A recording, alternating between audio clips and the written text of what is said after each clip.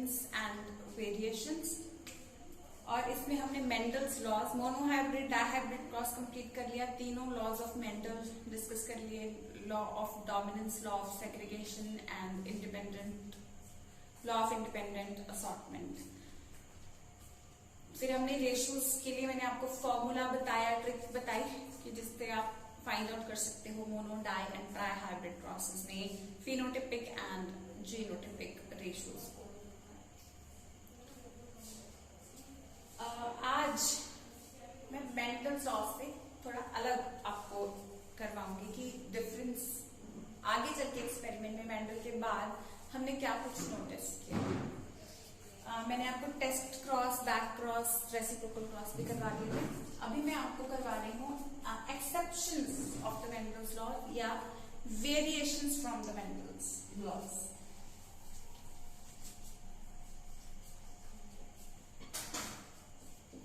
Variations from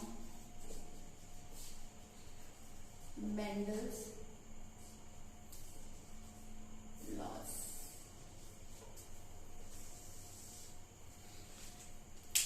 variations यानी कि normal जैसे हमने देखे law of dominance, law of segregation, law of independent assortment, उनसे वेरी करती हुई चीजें अब हम देखेंगे इनमें।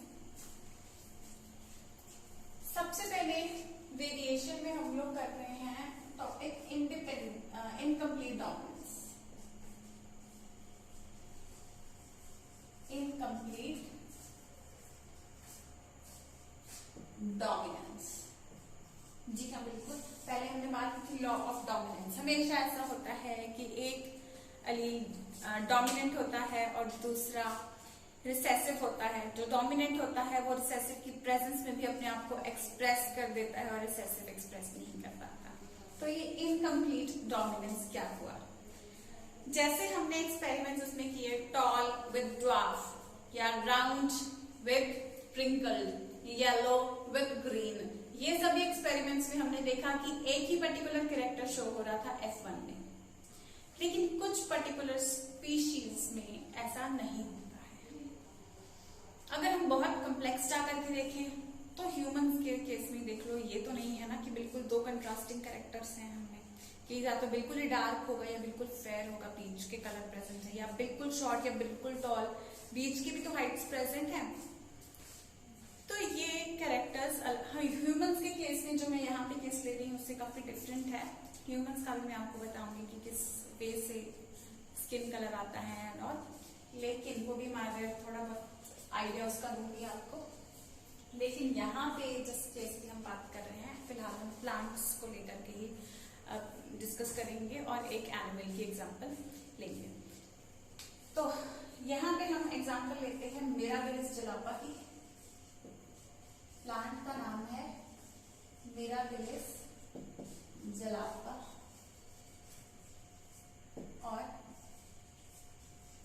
Antirrhinum species. ये दो प्लांट्स ऐसे हैं, जिनमें हम सेम ही कैरेक्टर कंसिडर कर सकते हैं। इसका जो मिराबिलिस जलापा का कॉमन नेम है, इसे हम 4 o'clock प्लांट बोलते हैं, ये इसका कॉमन नेम है, और मिराबिलिस जलापा इसका साइंटिफिक नेम है। ठीक है, ये दोनों एक ही जैसे कैरेक्टर्स एग्जिबिट करते हैं। और इसके अलावा इनकम्प्लीट डोमिनेंस की जो एग्जांपल आपको ध्यान में रखनी है, दैट इज एंडालूसियन फाउल।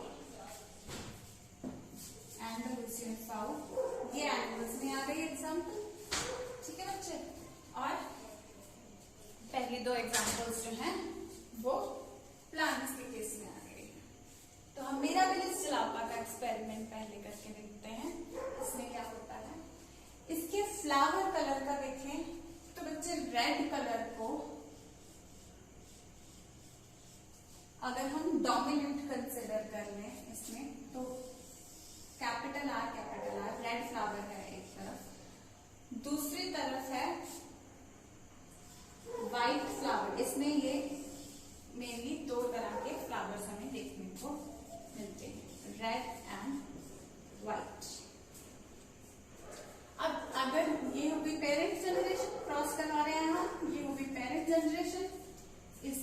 अगर गैमीट्स देखेंगे हम तो रेड वाला हमेशा यही प्रोड्यूस करेगा, कैपिटल आर वाला, और व्हाइट वाला आर।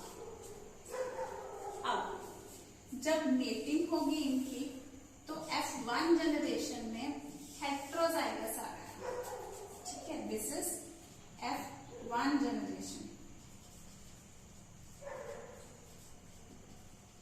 F1 generation. अब according to you should it be red और व्हाइट? आप कहोगे रेड बिकॉज कैपिटल आर है, बट इस केस में क्या है, हमें अलग चीज देखने को मिल रही है। इस केस में ये प्लांट हमें पिंक देखने को मिलते हैं, 100% पिंक। ये कैरेक्टर दोनों ही पेरेंट्स जैसा नहीं है। इस केस में हमने डोमिनेंस में ये कहा था कि when one allele is able to express itself in the presence of its opposite counterpart, it is said to be dominant, and the one which doesn't express is said to be recessive.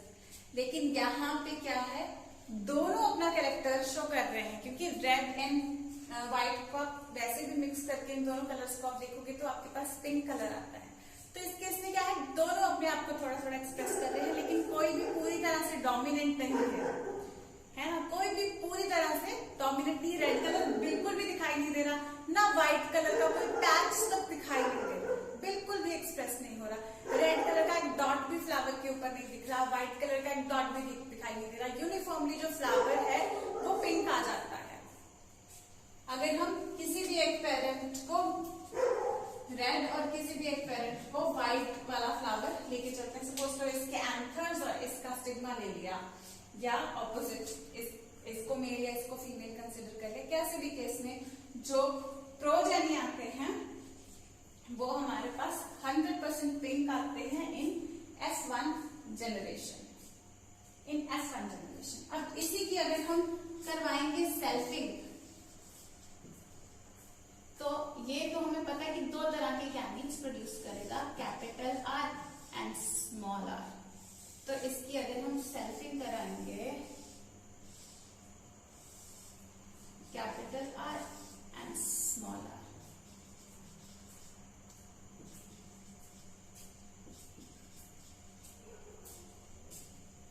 तो capital R जहां पे बना है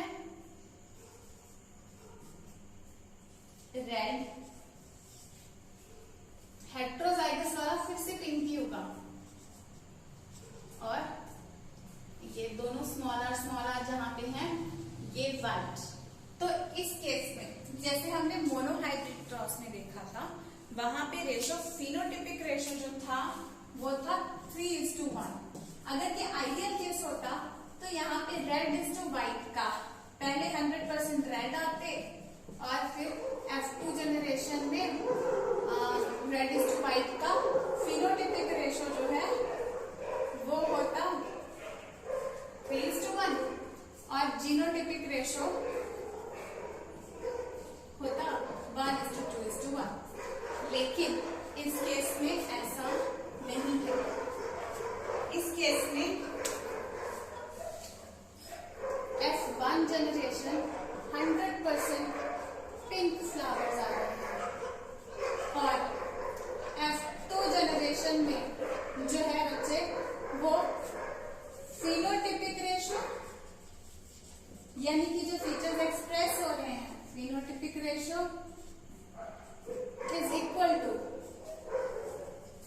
genotypic ratio. जी हाँ, इस case में phenotypic और जीनोटिपिक रेशो बिल्कुल इक्वल आ रहे हैं, और दोनों आ रहे हैं इज इक्वल टू 1:2:1।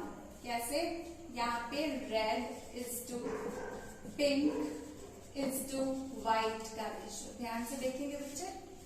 तो F2 जनरेशन में रेड कितने हैं, 4 में से एक ही रेड है, तो रेड का 1, और पिंक कितने हैं, 2 पिंक हैं, जो दोनों हेट्रोजाइगस है वो दोनों पिंक है, और व्हाइट का 1 है।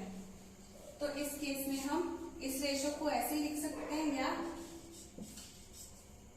देखो साथ ही हम इसका पिंक कौन से हो गए, रेड के नीचे हम होमोजाइगस डबल आर लिख सकते हैं, और होमोजाइगस कैपिटल आर, पिंक के नीचे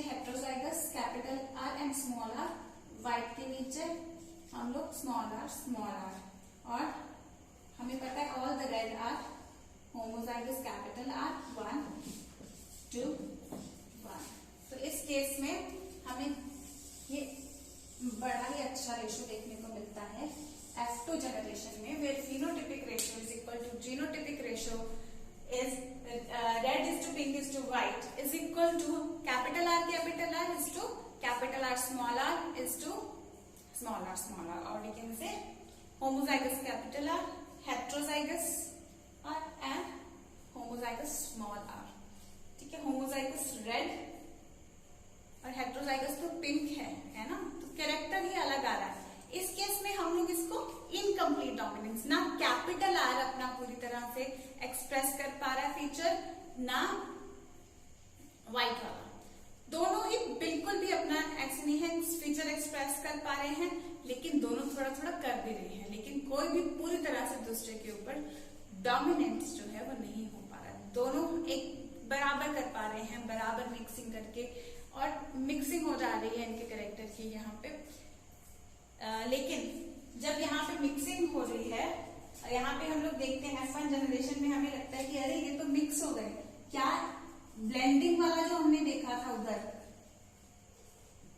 वहां पे हमने देखा था ना कि it is law of segregation, क्या था सेकंड लॉ ऑफ सेग्रीगेशन, हमने कहा था कि सेग्रीगेट हो जाते हैं, लेकिन यहाँ पे जब ये पिंक आया तो हमें लगा कि सेग्रीगेशन वाला लॉ फेल हो गया, कि सेग्रीगेट नहीं होंगे, लेकिन फिर हमने इसकी सेल्फिंग कराई, तो फिर पिंक और रेड और व्हाइट जो कि इसके पेरेंट जनरेशन के थे वो कैरेक्टर्स 25% में आ गए और 50% में पिंक आ गए इसके प्रोजेनी। तो फिर हमें फिर से पता चला कि लॉ ऑफ सेग्रीगेशन फेल नहीं हुआ, बल्कि लॉ ऑफ डोमिनेंस इस केस में फेल हो गया है। लॉ ऑफ डोमिनेंस इस केस में क्या है, फेल हो गया है लॉ, यानी कि कोई भी कैरेक्टर इस केस में पूरी तरह से डोमिनेंट नहीं है, दोनों पार्शियली डोमिनेंट हो रहे हैं। इनकम्प्लीट डोमिनेंस, कंप्लीट डोमिनेंस इस केस में नहीं है, रादर इनकम्प्लीट डोमिनेंस हम लोगों को देखने के लिए मिल रही है। ठीक है, this is the wonderful case of incomplete dominance. आपको जो क्वेश्चन आता है वो ज्यादा आता ही है। मिराबिलिस फिलाफा और एंटीराइनम फ्लावर, मिराबिलिस को 4 o'clock भी बोलते हैं, कोई भी नाम इन तीनों में से आएगा तो ये रेड एंड पिंक वाला केस आएगा। मैं एक बार ये केस रिपीट करती हूँ, फिर हम अंडालुसियन फाउल का जो क्रॉस है वो डिस्कस करेंगे। पेरेंट्स जनरेशन में रेड एंड व्हाइट फ्लावर्स को हमने पेरेंट्स लिया और इनके गैमेट्स ऑब्वियसली ये प्रोड्यूस होंगे, capital R from the red and small R, ये प्रेजेंटेशन है हमारी। ठीक है, और जब इनका फर्स्ट जनरेशन देखा, फिलियल 1 जनरेशन जिसको हम बोलते हैं F1 जनरेशन या फिलियल 1 जनरेशन, रिमाइंड करवाऊंगी मैं आपको, फिलियल 1 बोलते हैं हम इसको। फिलियल 1 जनरेशन में हमने देखा कि 100% प्लांट्स शोड पिंक कलर, किसी भी पेरेंट जैसा कलर नहीं, जो कि यहाँ पे लगा कि कलर मिक्स हो गए हैं, लेकिन वो मिक्स नहीं हुए थे। कैसे पता चला, हमने इसकी सेल्फिंग कराई। सेल्फिंग कराई यानी कि किसी के मेल गैमेट्स और किसी के फीमेल गैमेट्स लिए, और अगला F2 जनरेशन यानी फिलियल 2 जनरेशन जनरेट कर रहे हैं। ठीक है, फिर उसमें हम देखते हैं कि इसके ये कैरेक्टर्स जो हमें लगा था यहाँ पे गायब हो गए हैं, 25% रेड और 25% हमें व्हाइट वापस देखने को मिले, और pink character was exhibited by 50%, यानी कि ये कहीं गायब नहीं हुए थे, ब्लेंडिंग इनके यहाँ कभी एलील्स में शो नहीं की है। लॉ ऑफ सेग्रीगेशन बिल्कुल स्टैंडर्ड है, क्योंकि वो कैरेक्टर जो यहाँ पे खत्म हो गया था F1 में वो रिकवर हो गया है। दैट मीन्स इस केस में हुआ क्या है, इस केस में हुआ ये है कि लॉ ऑफ डोमिनेंस यहाँ पे सूट नहीं कर पा रहा है, रादर इनकम्प्लीटली दोनों में से कोई भी डोमिनेंट नहीं है, दोनों ही इनकम्प्लीटली डोमिनेंट है, कोई भी अपने एक्सप्रेस नहीं कर पा रहा। So this is law of incomplete dominance that we have explained with the help of Mirabilis jalapa और एंटीराइनम, दोनों केस में सेम। अब अंडालुसियन फाउल का हम लोग क्रॉस लेते हैं, but I will rub this. इस केस में एक और इम्पोर्टेंट पॉइंट, फिनोटिपिक और जीनोटिपिक रेशियो जो कि नॉर्मली अलग अलग होते हैं, मोनोहाइब्रिड केस में 3:1 और 1:2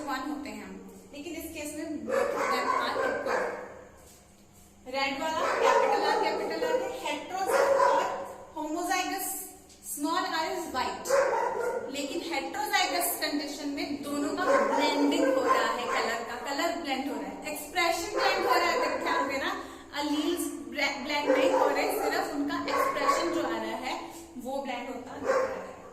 ठीक है बच्चों, तो इस केस में very important point in F2 generation, F2 में क्या है, phenotypic and genotypic ratio equal आ रहा है, unlike the normal pea plant version. Pea plant के अलावा जब बाकियों में ये एक्सपेरिमेंट स्टार्ट किए गए तो ये कुछ डिफरेंसेस थे जो हमें देखने को मिले, जिसका एक हमने टॉपिक डिस्कस कर लिया। अंडालूसियन फर्व का अभी हम लोग क्रॉस डिस्कस करेंगे। Before that I will just rub this.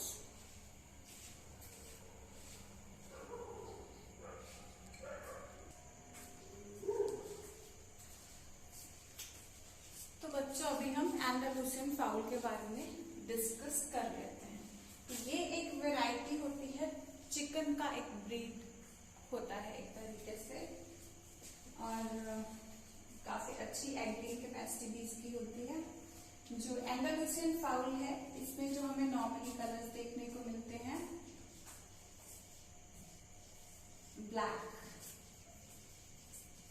Black को हम होमोजाइगस बी से डिनोट करेंगे, और व्हाइट को हम स्मॉल बी मान लेते हैं। ठीक है बच्चों,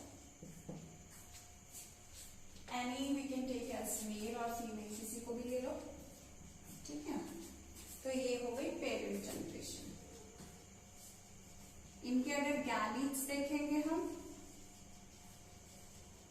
तो ऑब्वियसली ब्लैक वाला सारे कैपिटल बी ऐसे देगा, और this one will give small B. अब इनके जब क्रॉसिंग कराएंगे, जो F1 जनरेशन, जब तक मैं बोलती हूँ गेस करो, ये F1 जनरेशन में बिल्कुल 100% सेम कैरेक्टर है, क्या कैरेक्टर होगा? I am sure you won't be able to guess. 100% F1 generation वाले ऑब्वियसली हेट्रोजाइगस होंगे, एंड 100% ब्लू कलर का ही होता है। Amazing no? तो ये ब्लू कलर का जो हेट्रोजाइगस होता है in F1 generation, obviously heterozygous ही आता है F1 जनरेशन में, लेकिन यहाँ पे वंडरफुल ब्लू कलर इसका बहुत अच्छा दिखाई देता है हेट्रोजाइगोसिटी के केस में, तो हमें ये ब्लू प्रोजेनी दिखाई देते हैं। अब इसकी अगर हम सेल्फिंग कराएंगे तो जो गैमीट्स हमें पता है किस टाइप के गैमीट्स प्रोड्यूस करेगा, आधे कैपिटल बी वाले आधे स्मॉल बी वाले, है ना? तो सेल्फिंग जब कराएंगे तो क्या होता है इस केस में,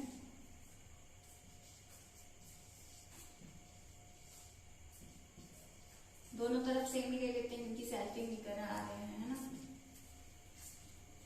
सेल्फिंग में यहाँ पे ये हो जाता है कि जो सिस्टर प्रोजेनी है, यानी कि एक ही जनरेशन के प्रोजेनी है, उसमें हम ले सकते हैं कि एक के हम मेल गैमीट्स ले लें, क्योंकि सारे ब्लू हो रहे हैं, तो एक के हम मेल गैमीट्स ले लें और दूसरे के फीमेल गैमीट्स ले लें, क्योंकि यहाँ पे तो हमने सिर्फ एक ही कैरेक्टर ऑब्जर्व करना है, इसके कलर का कैरेक्टर।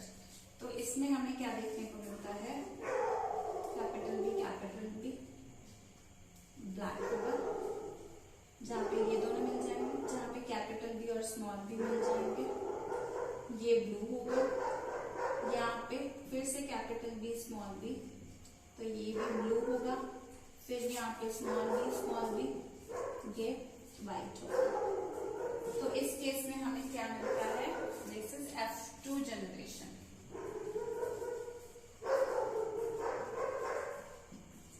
फेलियर टू जनरेशन में हमें phenotypic ratio is equal to black is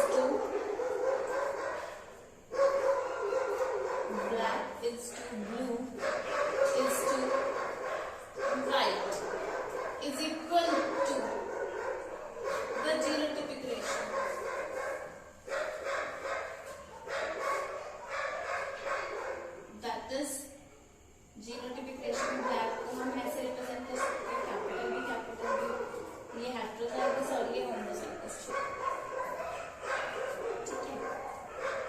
तो 1:2:1। इस केस में भी सिमिलर जैसे हमने एंटी राइनम के केस में देखा था, सेम हमें फेनोटाइपिक और जीनोटाइपिक रेशो सेम मिलता है, लेकिन इसमें a beautiful blue colour is seen.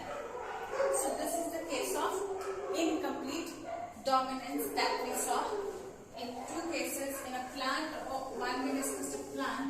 अरे किंगडम एनिमेलिया में हमने एक Andalusian fowl which is sort of a bird, उसको हमने डिस्कस कर लिया है ना बच्चों.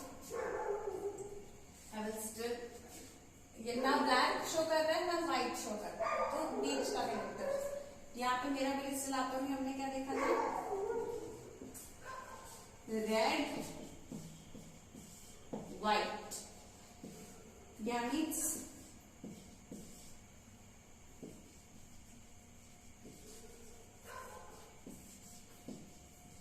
Heterozygous pink. ये रिपीट करवा रही थी, इस पे ज्यादा क्वेश्चन आता है, ठीक है, क्योंकि ये आपकी एनसीईआरटी में भी है. इसका थोड़ा सा मेंशन है एक लाइन में, इस टॉपिक के अंदर मेंशन नहीं है, कहीं आगे चल के थोड़ा सा मेंशन आई थिंक है, इसलिए मैंने आपको ये करवा दिया पिंक. उसके बाद इसका हमने सेल्फिंग करवाया.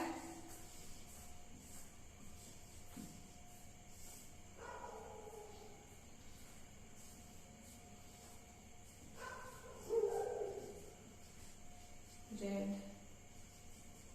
Pink pink white. इस केस में भी हमने देखा फेनोटाइपिक रेशो,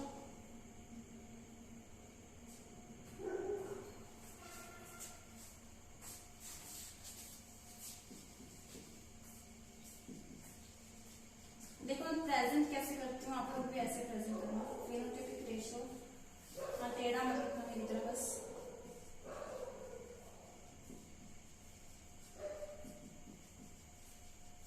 मैं साइड पे खड़े होकर इसे लिखती हूँ, आपको क्लियर हो जाए. Red is to pink is to white is equal to the genotypic ratio is equal to homozygous capital R, heterozygous and homozygous small r. Both the ratios are equal. यहाँ पे 3:1 का हमें कुछ भी देखने को नहीं मिल रहा है, ठीक है. तो ये हमें कंप्लीट इनकम्प्लीट डोमिनेंस देखा ना. यहाँ पे हमने 100% F1 जनरेशन जो फिलियल जनरेशन है,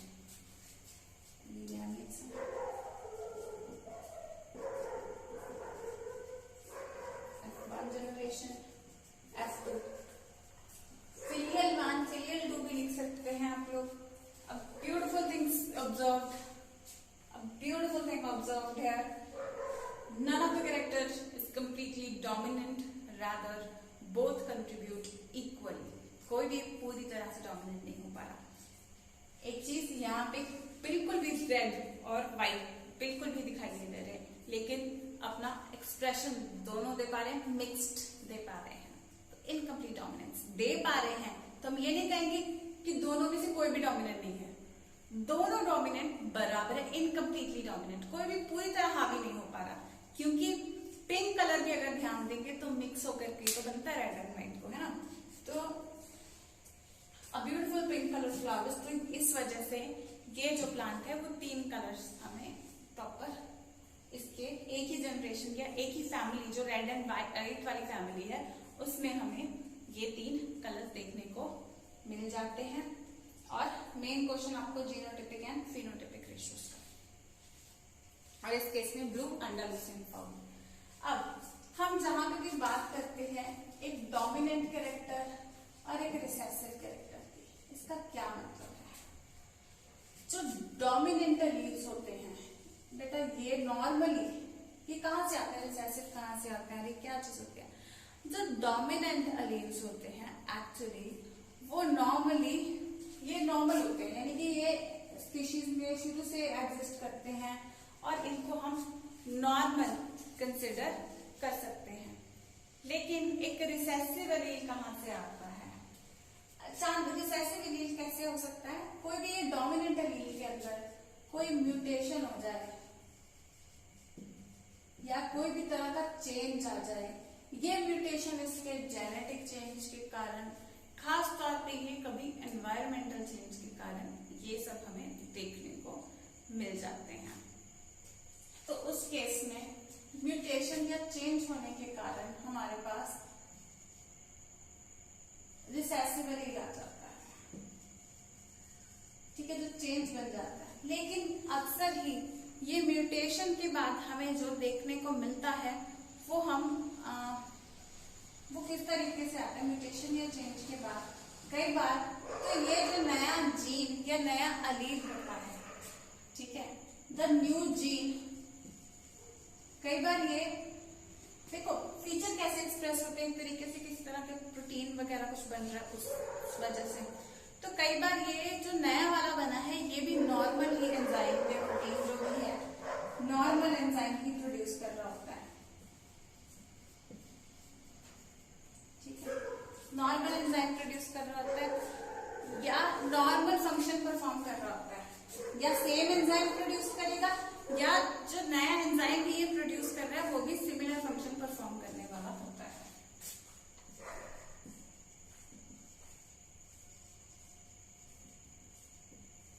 या इस केस में तो पता ही नहीं चलेगा कि नॉर्मल है, तो पता ही नहीं चलेगा कि म्यूटेशन हुआ है या नहीं हुआ है। या क्या हो सकता है, जो न्यू जीन है वो लेस फंक्शनल एंजाइम प्रोड्यूस कर रहा है, यानी कि एंजाइम प्रोड्यूस कर तो रहा है लेकिन लेस फंक्शनल, यानी कि जो भी फीचर एक्सप्रेस हो रहा था वो थोड़ा वो एक्सप्रेस हो पा रहा है लेकिन कम एक्सप्रेस हो पा रहा है।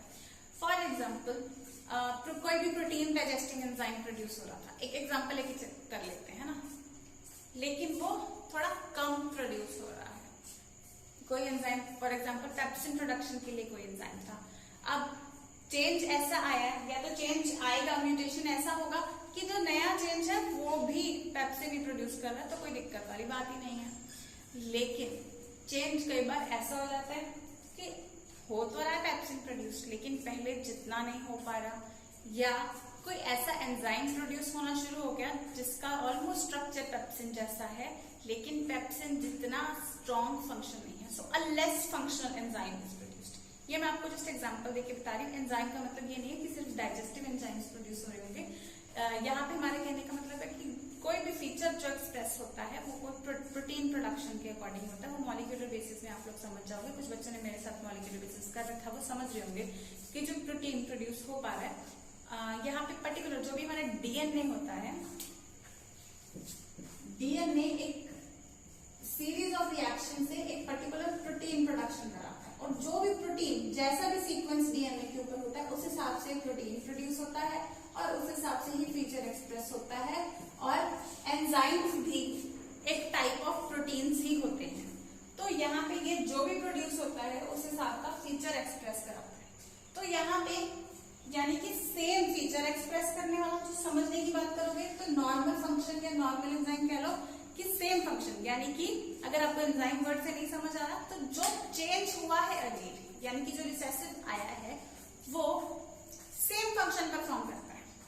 तो सेम फंक्शन अगर परफॉर्म हो रहा होगा तो हमें नोटिस ही नहीं होगा कि कोई चेंज हुआ है बॉडी में, तो हम लोग उस चीज को इग्नोर कर देंगे कि कोई चेंज हुआ ही नहीं है, क्योंकि फीचर एक्सप्रेस नहीं हो रहा, फिनोटाइपिकली कोई चेंज नहीं आ रहा। लेकिन दूसरे केस में क्या हो सकता है कि लेस फंक्शनल एंजाइम, कि नॉर्मली हम लोग देखते हैं कि नॉर्मल एक एनिमल में या चलो ह्यूमन के केस में देखें, नॉर्मली ऐसा होता है, लेकिन इस कोई भी एक पर्टिकुलर एक्स कैरेक्टर एक्सप्रेस होता है, लेकिन इस कोई नया बेबी पैदा हुआ है उसमें हम देख रहे हैं कि वो एक्स कैरेक्टर जो भी है, कैरेक्टर एनी कैरेक्टर बात कर लो, एक्सप्रेस हो तो रहा है लेकिन फुली एक्सप्रेस नहीं हो पा रहा, उसमें थोड़ा डिफरेंस है, फुली एक्सप्रेस नहीं हो पा रहा, ठीक है। और ये हो गया लेस फंक्शनल एंजाइम, यानी कि फुली एक्सप्रेस नहीं कर पा रहा, फीचर एक्सप्रेस होता है। ये भी है कुछ केसेस में अननोटिस कि कितना कम प्रोड्यूस हो रहा है, और कुछ केसेस में ये नोटिस हो पाएगा। थर्ड केस ये क्या हो सकता है कि एन एंजाइम इज प्रोड्यूस्ड, यानी कि कोई ना कोई प्रोटीन तो प्रोड्यूस हो पा रहा है लेकिन that is non functional. A non-functional enzyme is produced यानी कोई एंजाइम जो प्रोड्यूस हो रहा है वो फंक्शन नहीं कर रहा, या no enzyme is produced at all. तो ये दोनों केसेस में सेम ही चीज होगी। क्यों? यहाँ पे हम एंजाइम से मतलब है प्रोटीन से, तो कोई भी प्रोटीन एक्सप्रेस नहीं हो पाता, यानी कि जो भी नया म्यूटेशन यहाँ पे आया है वो ऐसा चेंज आया है डीएनए में कि जिसके कारण से कोई भी नया प्रोटीन ही नहीं बन रहा। कोई नया प्रोटीन ही नहीं बन रहा तो कोई नया फीचर ही नहीं, तो जो फीचर नॉर्मली एक्सप्रेस होना चाहिए था वो फीचर ही एक्सप्रेस नहीं होगा। या तो कोई ऐसा प्रोटीन बन रहा है जो आगे फीचर एक्सप्रेस नहीं कर पा रहा, या ये ही प्रोड्यूस नहीं हो पा रहा।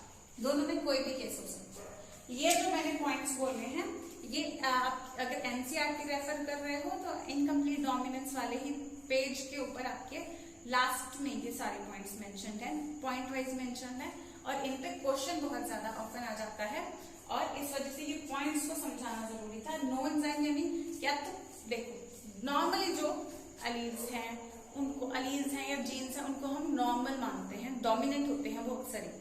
रिसेसिव जीन्स कहाँ से आ जाते हैं? वो इस तरीके से आते हैं कि अचानक कोई ना कोई म्यूटेशन हो गई किसी ना किसी जनरेशन में, तो 3 कैरेक्टर्स आ सकते हैं, या तो कोई भी पिक्चर एक्सप्रेस नहीं हो पा रहा। जैसे सपोज करो इस केस में अगर हम ब्लैक और व्हाइट केस लेते हैं तो इस केस में अचानक कोई ऐसा डिफरेंस आया था कि ये ब्लैक कलर एक्सप्रेस नहीं कर पा रहा, बिल्कुल भी एक्सप्रेस नहीं कर पा रहा, तो ये कौन सा बन गया? No enzyme is produced at all. तो इस वजह से हम सोच सकते हैं, जस्ट एक एग्जांपल ले रही हूं मैं, कि हम इसको रिसेसिव मान सकते हैं। ठीक है, जैसे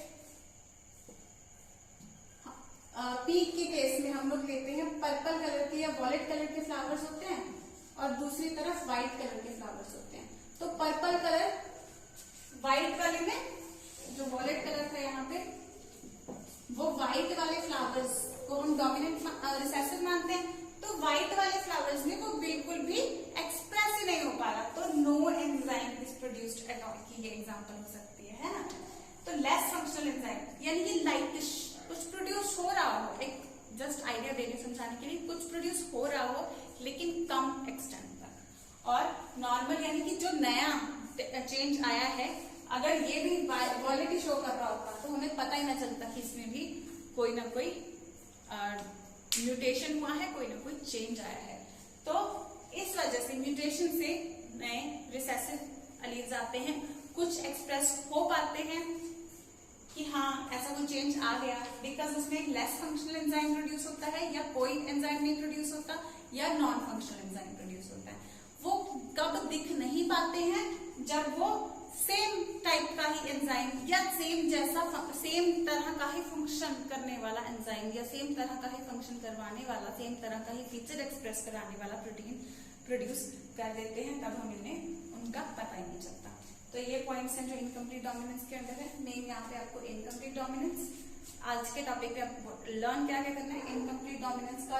इनका स्पेशली पिंक वाला क्रॉस तो आपको करना ही करना है, इसको तो आप किसी हालत में नहीं छोड़ सकते। अंडरलूसिन का कंसेप्ट आपको ध्यान में रखना है, इसको सॉल्व ज्यादा करने की बेशक कोई इतना वो नहीं, इतना इंपॉर्टेंट नहीं है जितना मेरा बेसिस लापा का इंपॉर्टेंट है। इनके एग्जाम्पल्स मस्ट हैं। देन ये जो 3-4 पॉइंट्स आपके एनसीईआरटी में भी दिए हुए हैं, इनको आपको लर्न करना है, इनके बेस पे भी क्वेश्चन आ जाता है। और बहुत आजकल कॉमन क्वेश्चंस हैं, ऐसे पॉइंट्स पे क्वेश्चन बहुत अच्छे आ रहे हैं। Very recent I saw a question on this. तो आज के लेक्चर में इतना आप तैयार करें, क्वेश्चन सॉल्व करें इन टॉपिक से related, and keep studying. All the best to my future doctors.